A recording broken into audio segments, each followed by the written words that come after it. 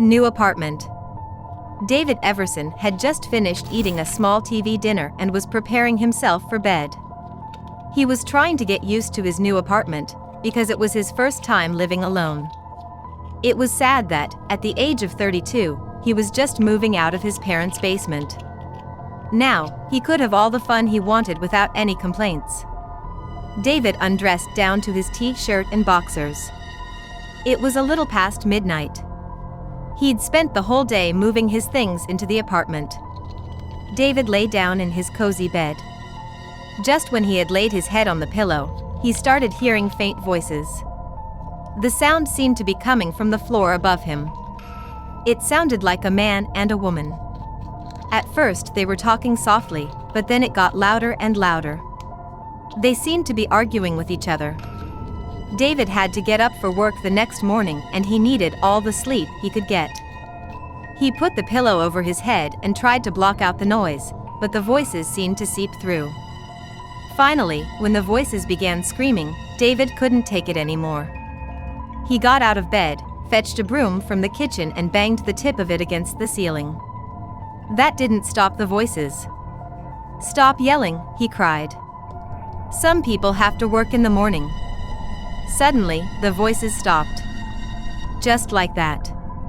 There was an eerie silence. David was satisfied and went back to lie down in bed. He once again got warm and comfortable. He was halfway drifting off to sleep when the voices started up again. The guy's voice boomed loudly and the woman's shrill screech drowned him out. They were yelling over each other and David couldn't make out what either of them was yelling about. Now, he was really steamed. He groggily climbed out of bed, got the broom and jabbed at the ceiling again with all his might. "Stop screaming," he yelled. "I'll call the cops right now if you don't knock it off." Again, the voices died down just as quickly as they had started. He began to wonder why the voices died down so fast. But as long as he could get his sleep, he was okay with it. Then, just as he made his way back into his bed, a loud bang erupted through his ears. It had come from the ceiling. Then, a deep, raspy voice shouted down to him, "You shut up, punk. You yell at me one more time and I'll kill you. Just like my wife." Suddenly, David's heart flipped in his chest. He was nervous, but still steamed at the threat.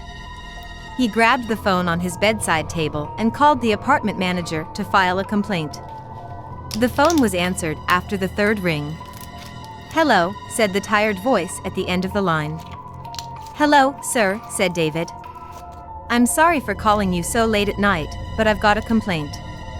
"Which is?" the manager yawned. "The people in the apartment above me are constantly yelling at each other," replied David. "I have a job I have to go to in the morning and I can't sleep with them screaming like that."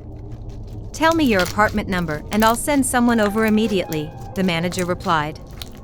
David gave him the apartment building and number. Then, there was a long silence at the other end of the line. "Are you sure that's the correct information?" the manager asked in a strange tone. 100% positive, David assured him. "I know my own address." There was another long silence. "And you said the yelling was coming from the apartment above you?" the manager asked. "Yes, sir," David replied, getting annoyed with the questions. "That seems highly unlikely, sir," the manager said, sounding a bit confused. "Why?" David asked. "Because your apartment is on the top floor," said the manager. "There are no other apartments above yours." The Hand of Charity Hawthorne. Joe Lynette wasn't afraid of anything, at least to hear him tell it. He bragged about the time he went swimming in shark-infested waters. And about the time he had taken a loaded gun away from a burglar. And about the time he had calmly stepped into a burning barn to rescue a frightened horse at the risk of his own life. His friends, or at least the people who knew him, for nobody really liked him, doubted most of his stories. But there was no way to prove him wrong, no way to shut him up. They just had to endure those endless, and probably untrue, stories. As Joe was winding up a thrilling, to him, account of how he had spent one vacation diving off the high cliffs at Acapulco, Pete Judson, a member of his captive audience, said, "I guess there isn't much that you're afraid of." "There isn't anything I'm afraid of," said Joe. "You're not afraid of ghosts?" "I don't even believe in ghosts," said Joe. "And I'm certainly not afraid of them." "Then I suppose you wouldn't be afraid to go into the graveyard at midnight and lay to rest the ghost of Charity Hawthorne?" "Huh," said Joe. He hadn't expected that. "You know the old part of the cemetery? The part where they have graves from 100 or 200 years ago?" Joe didn't, but he nodded his head yes anyway. "Well, if you go into the cemetery," continued Pete, "you'll find that it's pretty crowded with graves. But there's one grave that is set apart from all the others, up on a little mound. You can't miss it. That's the grave of Charity Hawthorne. She died back in the 1820s, and everybody said that she was a witch. Now, they weren't burning people as witches then, but that's not to say there weren't a lot of people in this town who wouldn't have liked to have seen Charity Hawthorne burned. She was an old woman with an evil reputation. It was said that she could cause people and animals to get sick just by looking at them. They said that she had the evil eye. People said a lot of other things about her too. That the devil would visit her in her house. And that whenever a child disappeared, the child wound up in Charity's cooking pot." "You don't believe any of that superstitious nonsense," protested Joe. "I'm not saying I believe it. I'm just telling you what a lot of people around here did believe back then. They couldn't prove anything against her. So when she died, she had every right to be buried in the graveyard along with everybody else. Still, people saw to it that her grave would be set well away from the others, so that she wouldn't contaminate them after death. Now, here's the point. It was said that Charity was pretty angry about the way she had been buried, and that on many nights she gets up out of her grave and walks around the other tombstones." "Tve never heard that," said Joe. "You weren't born here," said Pete. "People here don't like to talk about it to outsiders. They're afraid they'll be laughed at. Anybody should laugh at that silly story." "If it's just a silly story," continued Pete, "then you won't mind going into the graveyard and putting an end to it once and for all. According to the story, the only way to keep Charity's ghost in its grave is to go into the cemetery at midnight, kneel down on her grave, and plunge a dagger into it." "Piece of cake," smirked Joe. "I'm not through yet," said Pete. "You have to do this at midnight. If you don't do it just exactly at the stroke of 12, Charity Hawthorne's bony hand will teach up from out of the grave, grab you, and pull you under." Pete said those last words with such conviction that Joe shuddered slightly. But he was committed, trapped by his own bragging. "Piece of cake," he repeated, but with somewhat less assurance than before. "You can do it tonight," said Pete. "We'll all go to the graveyard with you. But we'll only go up to the fence. You'll have to go in by yourself. Maybe we don't believe in ghosts either, but we don't like to take chances." The others in the group nodded in agreement. Joe really didn't believe in ghosts. And he was no coward. On the other hand, he was not nearly as brave as he pretended he was. Like most of us, he was afraid of ghosts, even if he didn't believe in them. The idea of going into a graveyard at midnight, kneeling down, and plunging a knife into a grave made him more than a little nervous. Just to make things worse, it started to rain. Joe hoped the others would call off the expedition. Of course they didn't, and at 11:30 they were all at his front door waiting for him. Joe put on his rain slicker and went out. "We had better hurry," said Pete. "If we get there after midnight, Charity will be able to get her hand out of the grave." At the entrance to the graveyard the others stopped. "You'll need this," said Pete, handing Joe a flashlight and a large, old-fashioned dagger. "Now, don't waste any time. If you get there late it might be dangerous. We wouldn't want to be responsible in case anything happened to you." In the dark and rain it was harder for Joe to find the grave of Charity Hawthorne than he had expected.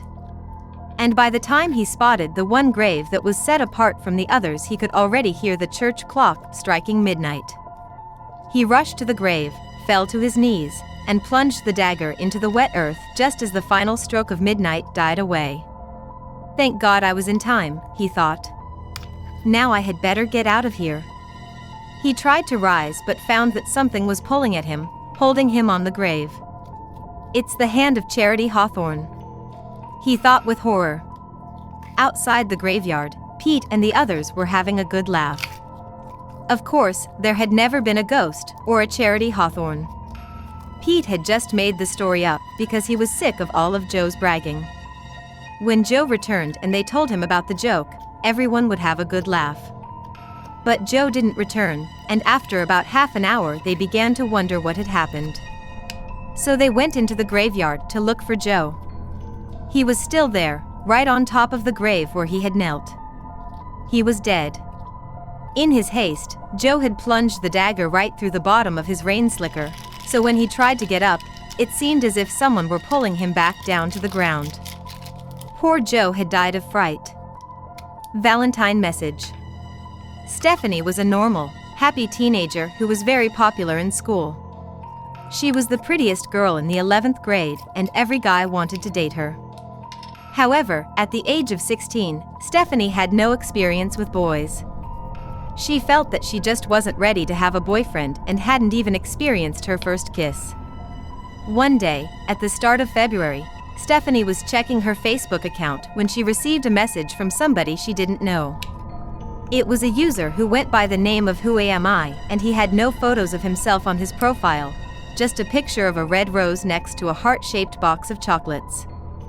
The message read, "Stephanie, will you be my Valentine?" Stephanie was a little creeped out. She had no idea who he was, so she just replied, "No thanks," and logged off. A few days later, she got another message from the mysterious user. It read, "Stephanie, I like you. Please be my Valentine."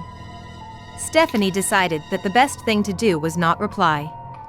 She didn't want to encourage him, so she just deleted the message and tried to put it out of her mind. However, when Valentine's Day arrived, Stephanie checked her Facebook account and found another message waiting for her. It read, "I don't just like you. I love you and I want you to be my Valentine." At this point, Stephanie feared that she had a stalker on her hands. She wanted to end this harassment once and for all, so she sent an angry reply. "Look, whoever you are, I'm not interested," she wrote. "How could you be in love with me? You've probably never even met me. You're obviously some sad, lonely, ugly, disgusting, repulsive loser who has too much time on his hands. Get this into your thick head, you creep, I don't like you. I hate you and I will never be your Valentine." Then, 30 seconds later, she received another message. "We'll see about that," it read. "When I come to your house tonight, I'll make you my Valentine." Stephanie was terrified. Her parents were out of town and they wouldn't be back for days. She called her friend Tracy and told her about the disturbing messages. Tracy offered to come over that night and keep her company. She said she would bring her brother Jake with her. "Jake owns a rifle and he often goes hunting with my dad," she said. "He's a crack shot. If anything happens, he'll be able to protect us." That evening, just as it was growing dark, Tracy and her brother finally arrived. Stephanie was overjoyed to see them and ushered them inside. They turned off all the lights in the house and made sure all the doors and windows were securely locked. Jake crouched down in the darkened hallway, his trusty rifle by his side. He positioned himself directly opposite the front door and aimed his rifle, ready to shoot anyone who tried to get in. "You girls better wait upstairs," he said. "Don't worry about a thing. If this jerk turns up, he'll have to get through me first." Tracy and Stephanie ran up the stairs and barricaded themselves in the bedroom. Sitting in the darkness, they passed the time by playing games on Tracy's phone. Suddenly, they heard the sound of the front door opening. The girls froze. 3 gunshots rang out. Bang! Bang! Bang! Followed by an eerie silence. Stephanie and Tracy sat on the bed, too scared to say a word. Their hearts were beating fast and they were almost afraid to breathe. The tension was unbearable. After a while, they heard a soft voice outside the bedroom door, whispering, "Stephanie? Stephanie?" The girls were clutching each other, trembling in fear. Stephanie struggled to speak. Is he dead?" she whispered. Suddenly the door burst open and a dark figure stepped into the room. Tracy turned on the flashlight and shined it in the figure's face. It was an old man with wrinkled skin, a bald head and a long white beard. "Yeah, he's dead," the man chuckled. Then, he pulled out a meat cleaver and with one mighty swing, he sliced off Tracy's head. Stephanie felt her friend's blood splash against her cheek. She screamed in horror and fell to her knees. "Why? Why?" she cried. "Why are you doing this to me?"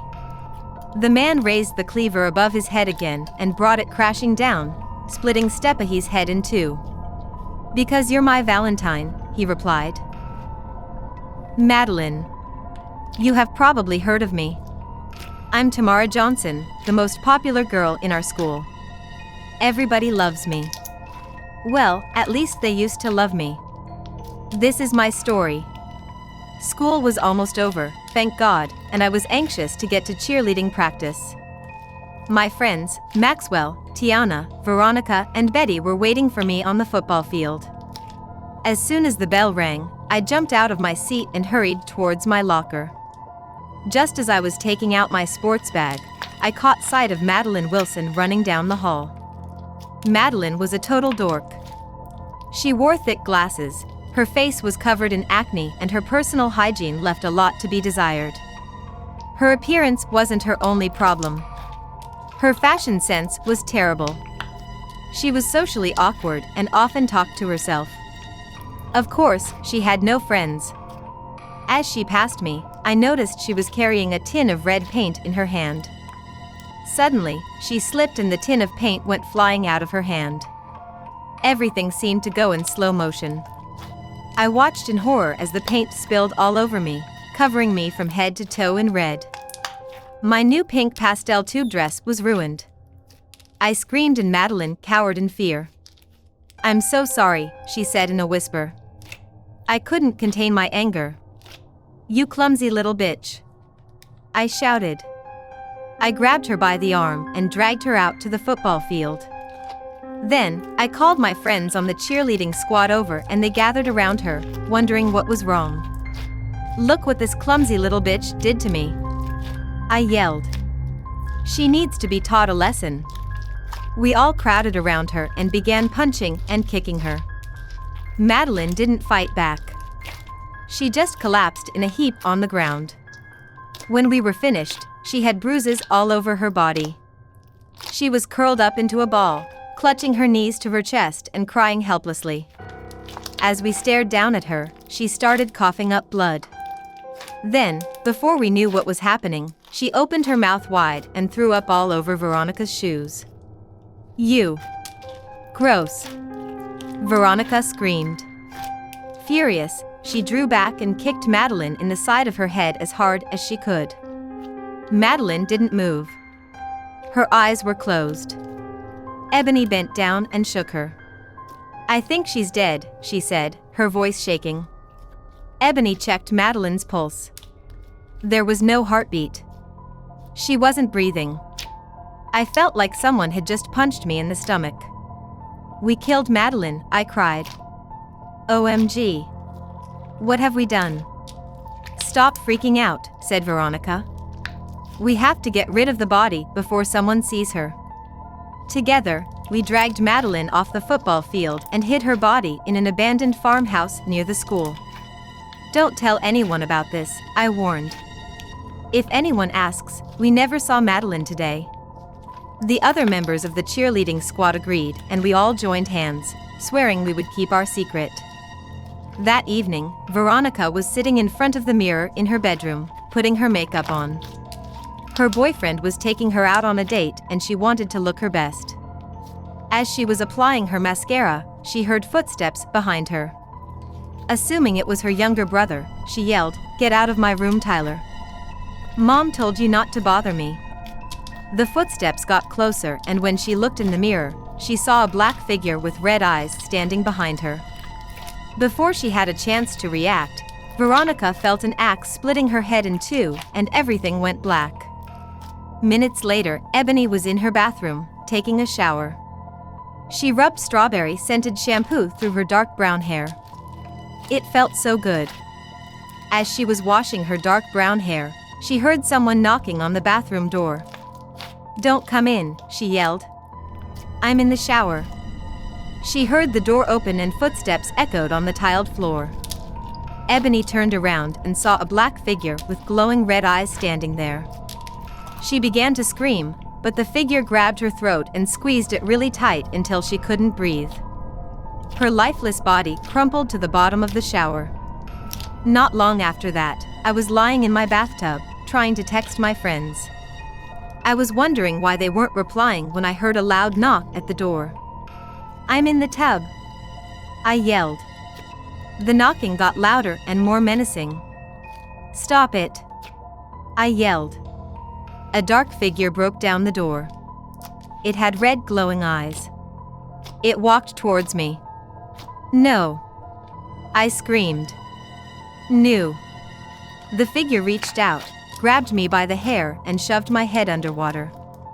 I tried to get its hands off of my face, but it was strong for me. I couldn't hold my breath any longer and the water flooded into my lungs. As I slowly lost consciousness, the last thing I heard was a raspy voice hissing, "Who's a clumsy little bitch now?" Out of grave. A North Carolina man named Samuel Jocelyn was out riding his horse when the animal was frightened by a dog, bolted, and threw Jocelyn to the ground. It was a terrible fall, and when the local doctor reached the scene there was nothing he could do but declare Jocelyn dead. Shortly thereafter, Samuel Jocelyn was given an appropriate burial. A couple of nights after the funeral, Jocelyn's old friend Alexander Hostler had a bad dream. He dreamed that his friend Jocelyn appeared before him. "How could you let me be buried when I was not dead?" said the apparition. "But you were dead," answered Hostler. "No, I wasn't," replied the ghost. "Open my coffin. You will see that I am not lying the way I was buried." Hostler tried to ignore the dream, but he had it again the next night, and the next. Finally, he just couldn't stand it any longer. He convinced a friend to go with him to the graveyard at night. The two dug up Jocelyn's grave and opened the coffin. When they shone their light into the coffin, they found that the apparition in Hostler's dream had been telling the truth. Jocelyn had been buried face up, just like everyone else. Now the corpse was lying face down. The body had somehow turned over in its coffin after burial. The turn may have been part of Jocelyn's frantic attempts to get out of the coffin before he suffocated.